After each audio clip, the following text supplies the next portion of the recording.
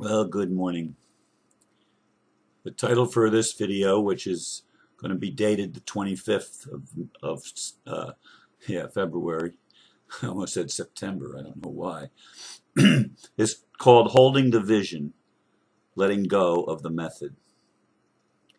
Some had the impression after yesterday's video that I was leaving the ambassador's team. I don't think this is exactly true. How could it be? We both share the same vision. I still believe he has a good heart, especially considering his background. Of course, many of us have pure intention to see humanity liberated. Others wear masks, pretending to have honest intentions when, in fact, they really want control over others and wealth for themselves. The individual exercising even a modicum amount of discernment can see this, realizing that if those with these characteristics are able to become or stay empowered, nothing changes. For me, though, I am facing a significant challenge. I still hold the vision I have held all my life. I simply have to let go of thinking I know how it's going to happen. It seems almost impossible when I try to figure it out. Let me say that if I had been doing this video even in the early evening last night, between 8 and 8:30, I was talking to my nurse friend, giving her the report, and I felt wonderful all day yesterday. I was even able to get approximately an hour or so nap in the morning. I took a break from my metagroup stuff and laid down, and a couple of times I laid down, but I actually got a nap the first time I laid down, and I think I was in a normal heart rhythm virtually all day until I went to bed. And then it seems like I laid down to go to sleep for the night. I took the sleep thing, the Somnipure, at 8:45, and lay down about 9 o'clock and was hoping to fall asleep. It's like somebody flipped a switch and I went into atrial fibrillation. I'm in it right now. In fact, I can feel my heart racing. Excuse me. And it's a very uncomfortable feeling. It's like I'm kicked into high gear when I'm wanting to rest. So it's almost like something outside of me is pushing this on, because it wasn't where I was even talking to my friend in less than a half an hour before I took the Somnipure, and maybe a little over half an hour before I actually went to bed. So it doesn't make sense to me. Something, someone, somehow, I'm not able to sleep yet. And it's very important, if I'm going to be restored, that I'm able to do this. Now, getting back to the blurb, I had no intention when I made that video of just dumping the ambassador and the others on the team and not following through with some of the things that we plan to do. I just need a break to heal myself. That's all it was. It was not quitting. I mean, people put it in that Ron quit the ambassador's team. No, I didn't. As I said, the ambassador and I share a lot of commonality in what we would like to see for humanity. He comes from a very different background than I do. I mean, I was never born with a silver spoon in my mouth. I never had all of the advantages that he had earlier in his life. They were unknown to me. But because of things that he experienced, he had a change of heart. And this is what I look for in all of humanity. We have to have, collectively and individually, a change of heart if we're going to accomplish the goal of liberating humanity and stopping the tyranny that has been going on far too long on this planet. We need to create a world that literally works for everyone, where no one has control over anyone else, where authority is something that we exercise in our own lives, not something that we exercise over others, unless those others are committing criminal acts, true criminal acts. Now, the truth of the matter is, in much of the world, acts that are against the elite, against the government officials, are considered criminal, but they're not criminal. There's no harm, there's no victim, there's no crime. They just are people that stand up for the truth and speak the truth to power and live it to the best of our ability. And we're often labeled as criminals or terrorists or something else, but that's just a perversion. And in fact, another report came out on the ambassador yesterday from the Neil Keenan team, and I read it, and the ambassador, of course, read it, and we did talk about it yesterday. So many lies, so many things that just simply are not factual, that are being put out as if they're true. All saying all manner of evil against the ambassador falsely, just as these people want to keep on doing. But here's some of the things that I've seen, even when I worked with Rusa, even when I worked with Swiss Indo, and even working with the ambassador. There are still people that put themselves in proximity to the people like the ambassador that have some level of, I honestly don't even think he has any real authority. I don't know that anybody has any real authority. If I had real authority, I would order the people at the top of the thing that have been calling the shots to be arrested and brought into detainment and given hearings among regular people that don't have their compassion seared and their conscience seared and can discern truth from error and true right from wrong. Because there are things that are wrong. It's wrong to take advantage of other people. I mean, the ambassador always talks about the war on ignorance. I really think we need to have the war against brainwashing. And that means we'd have to shut down the media or repurpose it, not shut it down, repurpose the media and do a bunch of other things that stop the brainwashing. Because we're fed so many things that are simply not true. Even our history that we're told oftentimes is not the reality. And I think that we're going to have a big awakening when we realize how many things we've been lied to about. So many things are just not what we thought they were. And this, of course, is a huge problem, huge problem. In any case, I see people in all of these groups that have characteristics that are still cabal, what I would call cabal characteristics. They still want to exercise control over others. They want freedom for themselves to control others.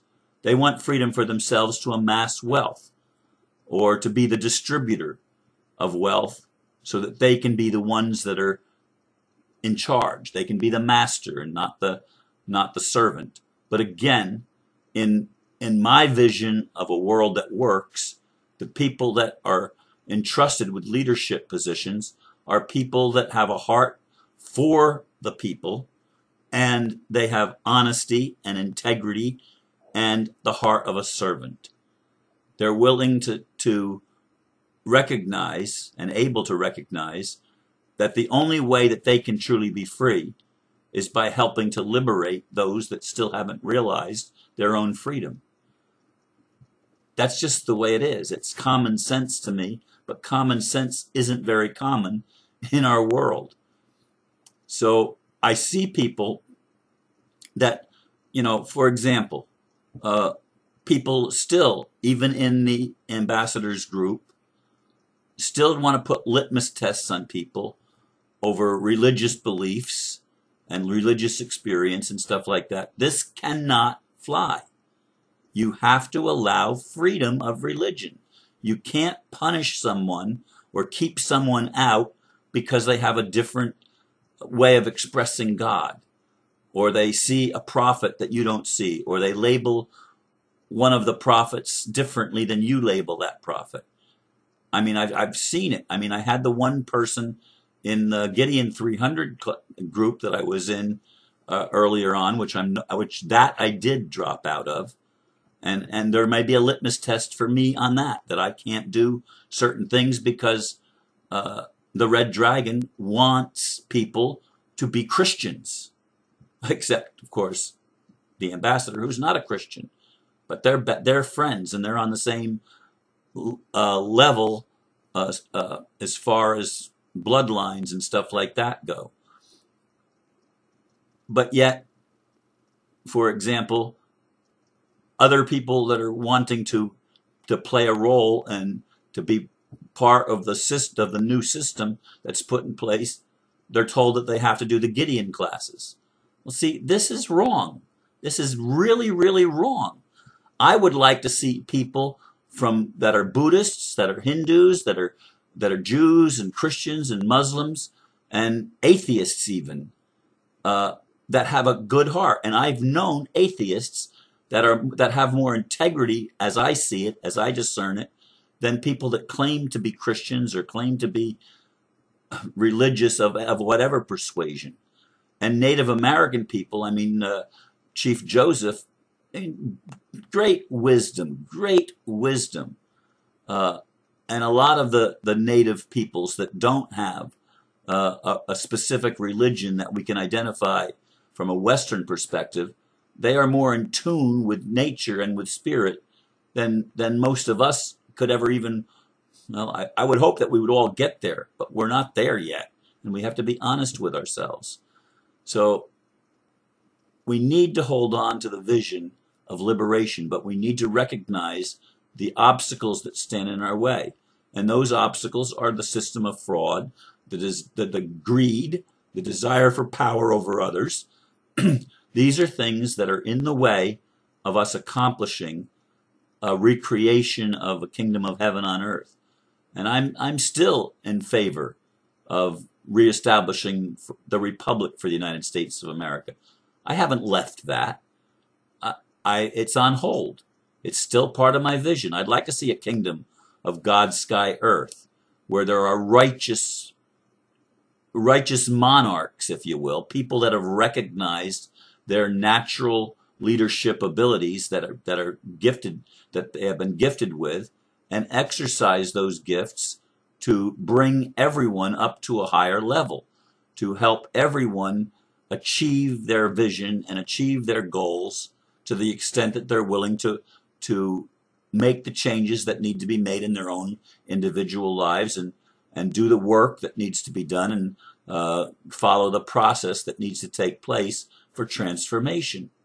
So these are the things that I look at as I look at where we are in the world. And as I said, when I try to figure it out, it looks almost impossible, because I see all of the shadow elements that some people don't choose to deal with come up. And I'm not sure that they're even aware that these shadow elements are there and that they're operating. To me, they may just believe that they're operating, well, that's who I am, that's how I am. Well, if you're trying to threaten other people and coerce other people to do things your way, and if you're not, we need to be not lay down and let people walk over us, but we need to be willing to listen to other people. And when we think that we're the ones that are right, and it's our narrow belief system that they have to be measured by, there's something wrong there. There's something really out of balance. And at least this is what the wisdom that I'm seeing and feeling. And I'm going to ask that you continue to hold me up in prayer. I am taking the steps that I feel I need to take. I've added hawthorn to my regimen of supplements, and of course CoQ10 and magnesium. But we need to, I need to heal, because I thought I was well, but obviously after over 5 hours, I mean, I'm still feel like it's calmed down a little bit right now, actually. Well, I just said that, and then I felt that it's not. So who knows? In any case, I want to do the best I can. I want to help every one of you become the best you can be. And I don't care whether you come from a high place or a low place. Ultimately, I'd like to see all places leveled out. Not so that we can have just uniformity, but so that there can be a right intention, and we can come together with pure intention and clean hands and a pure heart to do the best for each other so that we can all be the winners, that we can create true win-win situations, and we can repurpose the institutions and the things that we have, the tools that we have in this world. We can use them for good and not evil. We can use them for building and not destroying. I guess that's my message for today, and I thank you once again for listening. Namaste.